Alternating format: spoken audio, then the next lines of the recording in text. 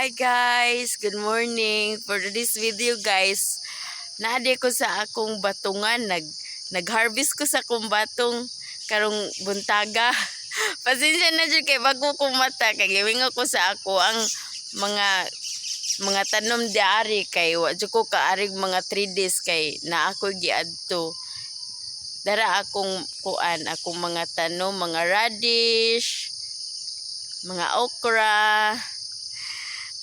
Then dara akong batong so ako na lang gikuan kay matud sa ako ang kuan sa akong mama nga daghan na jud kayo basig unsa ni kanang basig maguwang so liog ka na maguwang sa punuan kay basig malugnas so gusto ko nga makaharvest ko mga 4 ka higayon so ani adi ay ako nang gikondera taran.